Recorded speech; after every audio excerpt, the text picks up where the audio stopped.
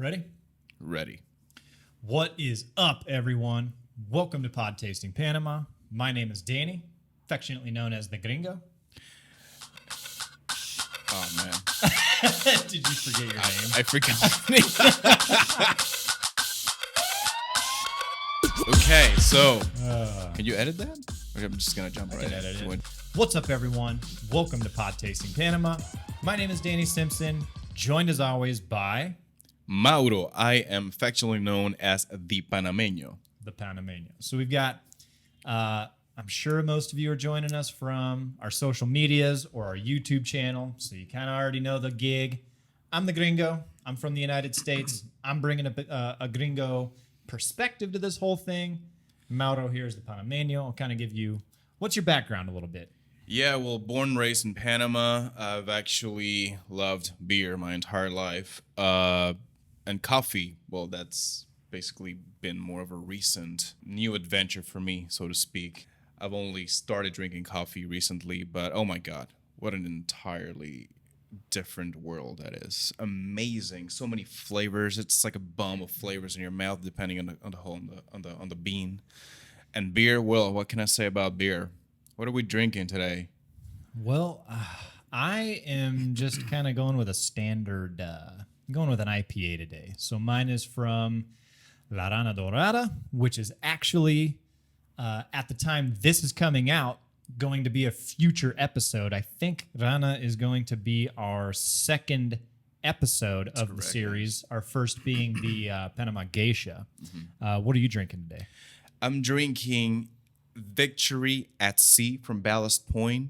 This is a very strong beer. It's a stout, one of my favorites. It's a little treat I give myself every now and then. I said it's quite strong. I think it's about 13% or something like that. But it has coffee, it has chocolate, it has vanilla, aged in bourbon and rye barrels. So it's quite an interesting taste. You give it a try one time. I actually have tried that before. So Ballast Point is an American brewery. Yeah. Rana is a Panamanian brewery. That is correct. So we're kind of switching it up a little bit. But I have actually had that one from Ballast Point before, and it is very strong. I think you said 13% alcohol, right? Between 12 and 13%, if I'm not mistaken. But yeah. Yeah, so you can't really crush a whole six-pack in one sitting. No, sir, you cannot. I think you're good to go with two or something. I think it's good to go. It's one of those beers where one is almost too much to be able to drive home afterwards. Close. This is an entire meal, man. Literally. I mean, you don't even have to have lunch or dinner, whatever. You're good to go with one of these. Feel nice and full afterwards. I mean, you're good to go. One thing I wanted to do in our first episode here, as we are sort of introducing the series, is kind of get into what is the pod going to be. So I think we've sort of settled on the name Tasting Panama. But one thing I kind of wanted to highlight is this is going to be a little different from our episodes, from our At the Bar segments. I think the pod is going to be a little bit more freeform. It's going to be a little more relaxed. It's going to be a lot more of a conversation. Yeah.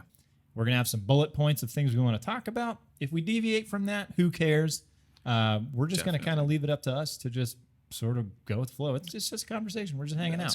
That's correct. I agree with everything you said. It's going to be a more of a casual version of whatever it is what we do when we're filming the episodes. This is going to be, as you said, a conversation. We're just going to go over the flow, talk about the craft culture in general here in Panama, from the perspective of the gringo and then from the perspective of the Panameño, right? And I think that's going to be the beauty of it, the fact that we're going to be able to share these perspectives and these point of views with the audience. I think it's going to be great. I have a lot of faith in the project, and I'm really looking forward to future episodes. Yeah, I'm really looking forward to it too. We've already filmed about half of our next episode. Yeah, that's correct. For those of you outside of Panama, November is like the day off month. Yeah, There's literally, it's her month off in Panama. so actually kind of go through that for we for our got American compatriots here. we got a holiday after holiday, man. I mean, the 3rd of November being her separation from Colombia. The 4th of November, it's the Flag Day. 5th of November, the announcement, like when they announced the separation from Colombia in Colón, on a city on the Caribbean side of Panama. Then we got the 10th. Apparently on the 10th, somebody yelled back in the 1800s in the countryside. Somebody yelled that we were separating from Spain, and that's it. They just made a holiday out of that yelling. Some lady started yelling, "We're separating from Spanish," and that's it. There's a holiday right there, man. 10th of November, that is. And then again on the 28th of November, our independence from Spain in 1821. That was, yeah. So as you can see, it's holiday after holiday. One other thing I wanted to do was because we are the faces of Tasting Panama, whether you like it or not, Mauro. Yeah, I know. I gotta be honest with you, man. I'm not very much of a camera person myself. I rather just be the guy behind the curtains. I'm still getting Same used to stuff. it myself. I'm a photographer, videographer, as sort of a second job. And so, like you said, I'm used to being behind the camera. So for me, being in front of it is a little weird. I'm getting used to it. I've learned to not hate my voice. I think everybody goes through that where you hate your voice and you hate the way you look on camera and stuff. I'm not really worried about that as much anymore. But one thing I wanted to do is we do have a small team. And in this first podcast, I wanted to kind of introduce who that team is. They're not here right now, but I do want to give them some credit for what's going on because honestly, without them, this would not exist. Yeah. We would not be able to do the things we do at each episode. Everybody, each part of our members of the team, they do a big effort, to make these episodes amazingly beautiful because they look amazing, man. I mean, you have quite a skill you got, man. That's like, I appreciate it. Hats off. It's amazing. So with that being said, first person I want to mention is Brianna, because she is pretty much the glue of this entire organization. Every now and again, I do try to sneak Brie in there as much as I can. I don't know if you've noticed that, but there's a couple times I've snuck her in there. Yeah, she's very talented. She has a knack for filming and the proper handling of a camera. When we did decide to do Tasting Panama, which was actually entirely her idea. What happened was she came over where we are now, which is in my apartment. Or I guess it's Alicia's apartment. I'm a guest in it. But she came over here and I made some coffee, and it was a good, I think it was a Caturra or a Catuai, but it was a good coffee. And I had made it with the V60, and she had never seen a V60 or really a pour over coffee maker before. And she was just asking me because I had the grinder and everything. And so I was kind of just walking her through the steps of making it, why I was doing it that way, and sort of getting into the chemistry and the whys, the do's and do nots of making coffee, especially as a pour over, because the V60 can be a little tedious. And she was really wondering, why is he going through so much just get a coffee maker and press a button? Like, how hard is that, right? But when I was going through that and explaining everything, and then she finally got to taste it, she said, okay, this is why you went through the 5 or 10 minutes that it took you to actually make this instead of pressing a button, because immediately she recognized that you get a lot more out of your coffee when you actually brew it correctly. Not correctly, but brew it with a little bit more care. Yeah. You don't get a lot it's bitterness if you do it right. Yeah, if you do it right. I was still kind of dialing it in. And go ahead. It's what I was mentioning earlier, the whole ritual behind the process of making a cup of coffee, I mean, it pays off. I mean, as you said, if you do know how to make it right, there's almost no bitterness. You can get all the aromas, all the flavors. I mean, it's a totally different experience. I think what most people don't really realize is that there are a lot of hidden methods, but there's just in a coffee bean, there are a lot of sort of hidden flavors and a lot of hidden notes. And it's really difficult sometimes to really pull all of those flavors out and be able to taste them. It does take some practice. Definitely to dial in the recipes and dial in how to use the V60 or any other methods. But long story short, I had done that, and Brianna, who had just approached me earlier, and I think she had just gotten her first camera. And we were just kind of talking about that, and she said, we should make this like a video thing. We should do a YouTube channel. And I'm sitting here thinking, okay, come on. I'm not doing a YouTube channel. I'm just like, I don't know about this. My face in front of a camera, I was like, we're in Panama. I'm not really like, I kind of know what I'm doing. I wouldn't classify myself as an expert. I'm passionate about it, but I'm like, there's so many people out there that do this kind of stuff. But then Brianna was like, wait. But what we can do is like, we can do the Panamanian scene and kind of gear it toward like North Americaners, like Canadians, Americans, but then also maybe try to get some traction in Panama as well, which would probably require some Spanish, and we'll kind of get to that here in a second. But she was saying, let's do that. We can make it kind of like a food travel thing. And then it started growing from there and developing from there. Like, well, we can, Panama has all kinds of craft stuff. We can do like coffee, we can do bread, beer, rum. And it started, just keep going, son. It started building up from there. There's even chorizo. Chorizo, yeah. There's craft chorizo, I mean.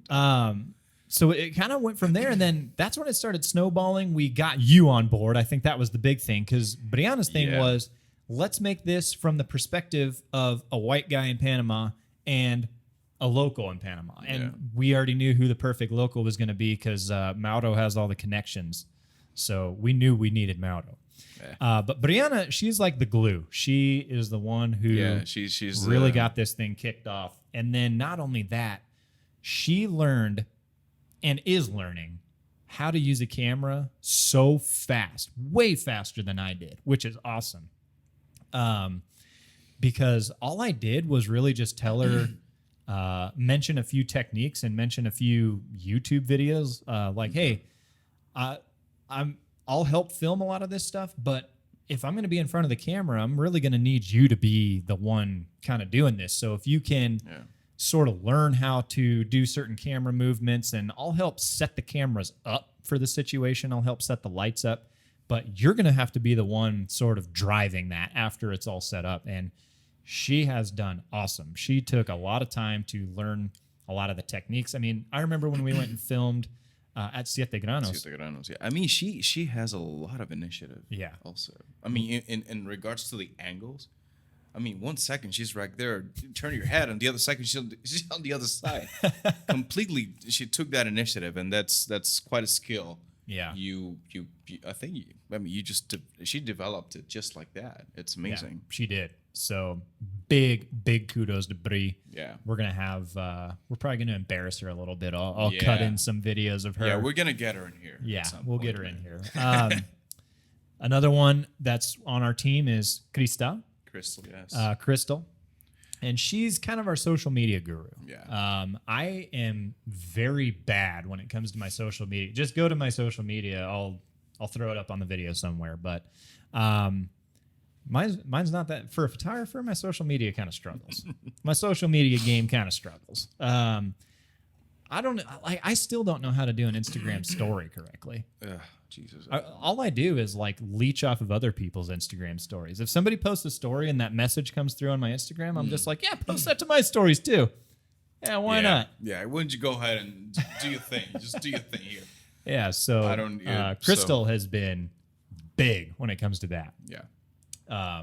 So I mean that in and of itself is a huge help, because a lot of this stuff doesn't really work without a social media person, or at least an expertise in social media or a knowledge of it. And then finally, I want to touch on Ali, who, she's got kind of a smaller part on the team, but that doesn't mean it's a less valuable part. But she's kind of, she wears a lot of hats. She is a jack of all trades. She helps out with social media. She writes the YouTube descriptions.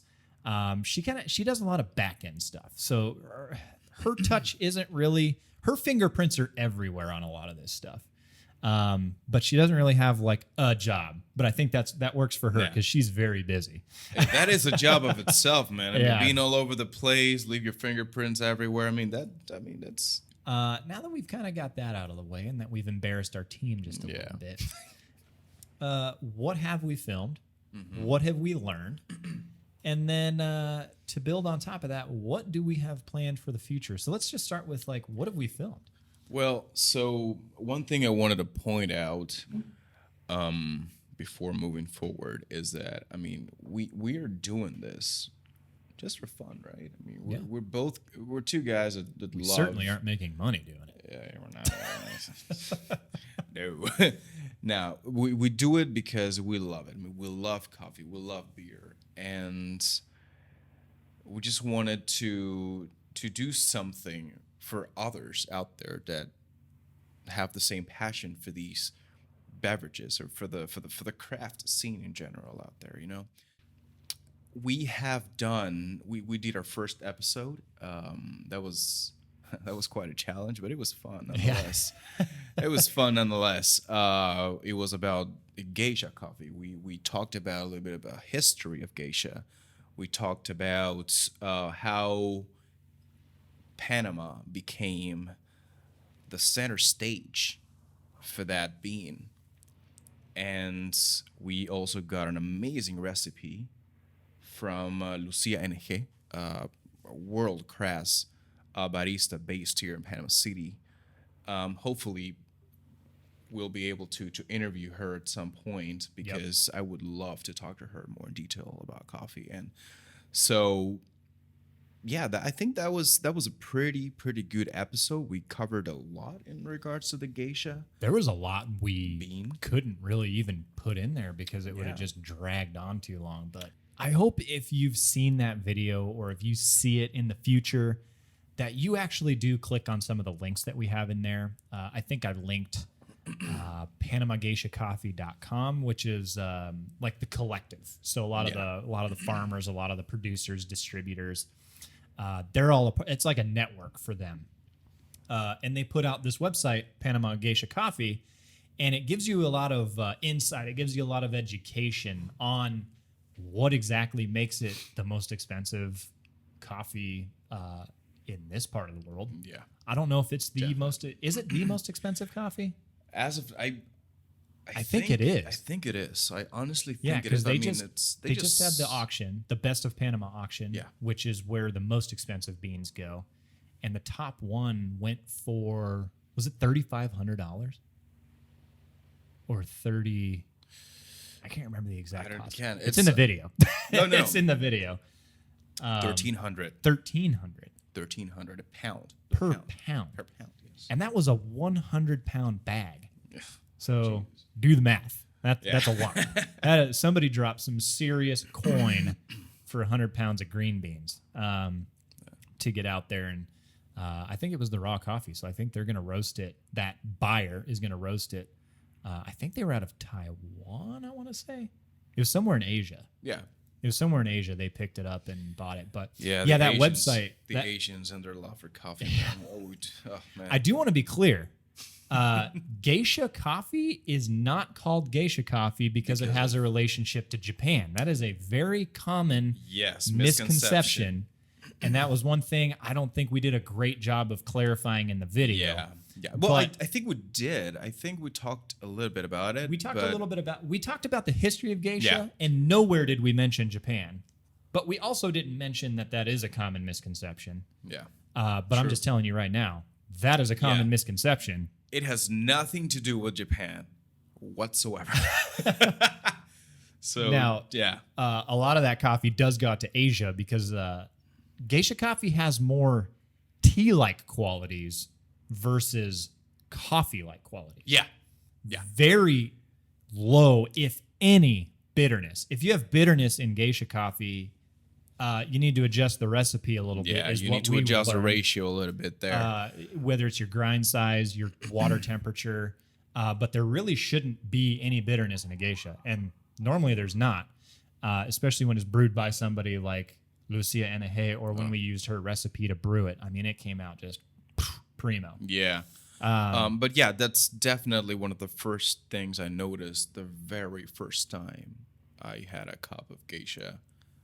I mean, it was a beautiful experience. However, I mean, some people might be drawn a little bit more towards the tea side of things rather than the coffee side of things. But yeah, it's an amazing coffee. But we also want to let the audience know that there are really, really good coffee out there with a more reasonable prices, definitely. Not geisha, not geisha prices. But yeah, we will be making more episodes about other beans. We will be making more episodes about different methods about how you can get the most out of each coffee bean. I mean, the extraction. We will talk about ratios. We will talk about recipes. Anyways, I mean, I really hope, get really excited. You should get really, really, really excited because we have really, really good ideas for future episodes. Yeah, we have been focusing a lot of our energy in coffee, but I think we're gonna drift away from that for a little bit and talk about beer. We already shot some scenes about a very, very one of our top breweries in Panama City, and yeah, just keep looking forward to that. There's a beer bread episode coming also, so That one I'm really excited about. yeah. So, little backstory on that one is that we already mentioned who the brewery is at the beginning because I'm drinking their we did. beer Yeah. right now. Rana Dorada. La Rana Dorada, Rana which Dorada. in English is the golden frog. Golden Frog. But Rana Dorada is the second largest craft brewery. If not the first. It's either the largest or the second largest Yes. craft brewery in Panama. Now, Panama has some domestic beers here like Balboa and Panama Light and things like that, but those don't count. Those are like the Budweiser and the Coors Light of Panama. Yeah. We're talking microbreweries, craft beer. And Rana is, like we said, it's either the top producing or the second top producing cerveceria or brewery here in Panama. And yeah, we visited them. We actually went to the brewery. Yeah, we did. Where they actually brew the beer. I think that was kind of an obvious statement. Sort there. of a given, but sure. But we went there, and I had been to a lot of breweries in Denver because Denver has such a huge craft beer culture. So looking forward to going to Denver, man. Yeah. I swear to God. So we've already made an arrangement that Mauro Yeah. is coming to Denver with me. I and have to. I'm showing him around Fort Collins and Denver for all the best It breweries. out has there. to happen. It will happen. So I don't want to say that I necessarily learned a lot about the process because I already had a good idea of the process. The thing I learned the most about that, and you'll kind of catch this on the episode that we're going to release, is I was really happy to see that the Colorado fingerprints were on that brewery. The first thing I saw when I went in there was a canning machine from Ska Fab out in Durango. And Ska is a Colorado brewery based out of Durango, Colorado, which is actually where a pretty substantial portion of my family lives. So I've been to Ska.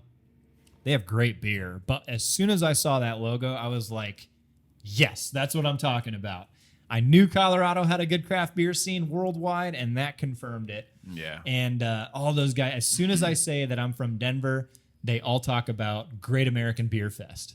Yeah. Because for those who don't know, Denver has this beer convention called Great American Beer Fest.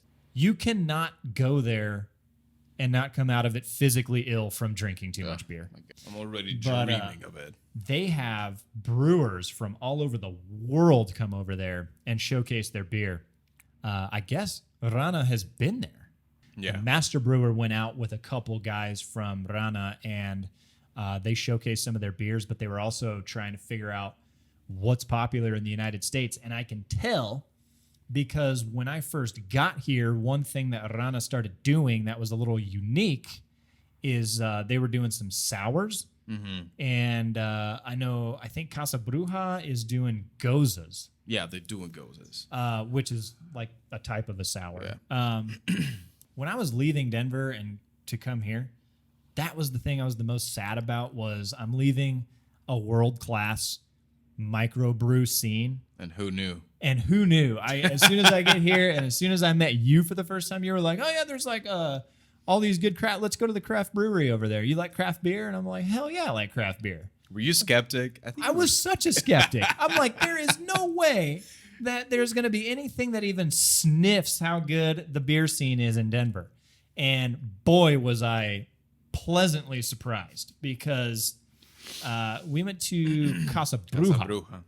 We went to Casa Bruja, which is actually where these glasses are from. We went to Casa Bruja, and I had their IPA because I'm kind of an IPA guy. I like the florals of it. I like the bitterness of it. Me too.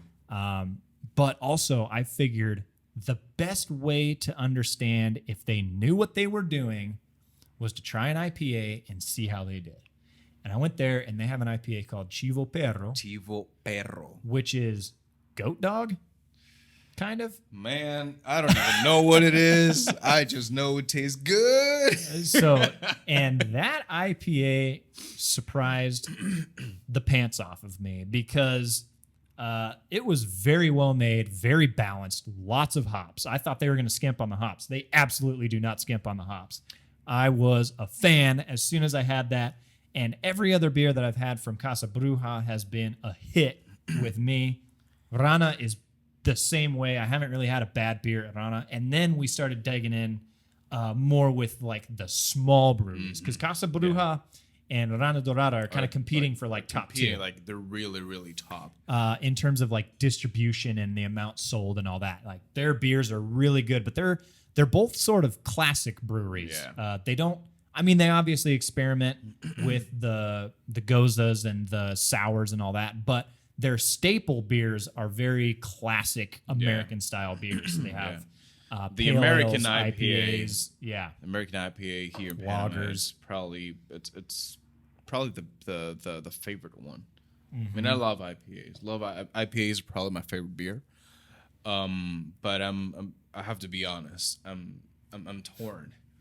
I don't know. I'm between the Chivo Perro from Casa Bruja and the IPA from Rana because they're both equally beautifully amazing. That's the one I'm drinking right now. The IPA from Rana. I don't even know.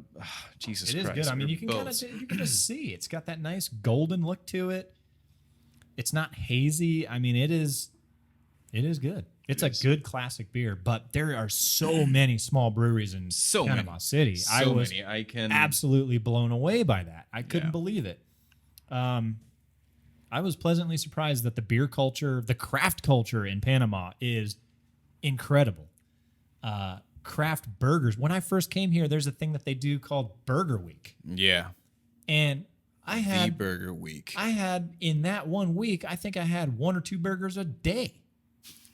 A day. And I was never disappointed with a single one of them. I can't have lactose or dairy products, so sometimes one would come out with cheese on accident, but that was really the only problem I had. But no, man, they're like Casa Bruja actually had a finalist in the 2019 Burger Week. Yeah, with a black bun. It was called the Black Widow Burger. The Black Widow. It was like a half pound of ground Angus beef, They had Brisket. smoked brisket slices on top of it. That was freaking awesome. And it was good brisket too.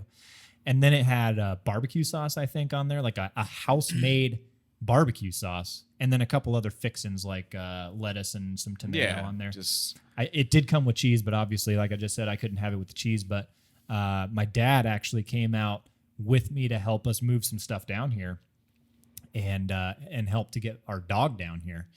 And so he actually joined us on that, and he had the Black Widow burger too. And ooh, that was good. So yeah, I mean, Burger Week. I'm really looking forward to the beer bread. Beer bread. The inside story on that is that is actually that Maudo's is sister. a very interesting story. Yeah, my sister and her husband are really, really like top customers of La Rana Dorada, and because of that, they've created some sort of a relationship with Rana Dorada as a company. And they've made some friends, some connections. And one day they just came up with what if we bake some bread with beer? What is it going to taste like? Let's just play around. Let's see what happens, right?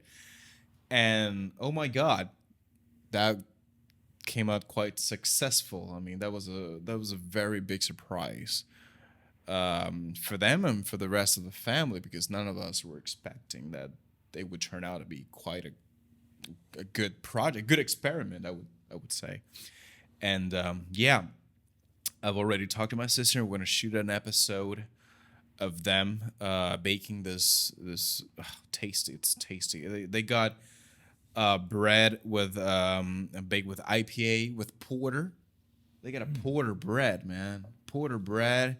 They got a wheat beer bread, which is it's called the Blanche in Rana Dorada. The Blanche. Oh beer. yeah. I've had that one. Yeah, it's called the Witbier in German with a German accent. And yes, so yeah, just look forward to that. It's going to be a very interesting episode, because I mean, who would have thought about just baking bread with beer, and you can actually taste the beer. I mean, the aftertaste of each bread, it's beautiful. My favorite one is the porter bread, man. Is it like a rye bread that they make with porter? It's not rye. I think it's just regular flour. I don't know what bread they use there, but you can choose toppings. There's chocolate chips. There's rosemary. There's garlic. Oh, rosemary Parmesan. sounds good. I mean, I know you can have Parmesan, but but just order without Parmesan. And man, it was an amazing idea, and it was a surprise again for all of us, and a good one, one of those really, really good surprises. So look forward to that. And beer bread. Who would have known? I'm looking forward to that one too. Well, I think that pretty much covers it for what we wanted to talk about today. Yeah. Did you have anything else? No. There's dog food too. There is legitimately craft dog food in Panama. Well, pet. I mean, they're for cats too, Well, but pet food. yeah, in general, yeah. But they are. It's actually really good. My dog approves. I'll tell you that. I haven't. I need to test my cat. Palate for that. If there's anything you guys want to see or hear about, please let us know. You can just search YouTube for Tasting Panama. We're on there. Our Instagram page is Tasting Panama 507 in the description, because we covered a lot. I will pour over this conversation. I'll put those links in there on the podcast and on the YouTube video, because we're going to be simultaneously dropping these on pretty much all your podcast forums as well as YouTube. So join us at both. New episodes we try to drop every Tuesday, or new episodes every other Tuesday. We try to drop content every Tuesday. I think this podcast is going to substitute for an episode this week because of the holidays. Thank you very much once again. And until next time, right? Right. See you later. Bye.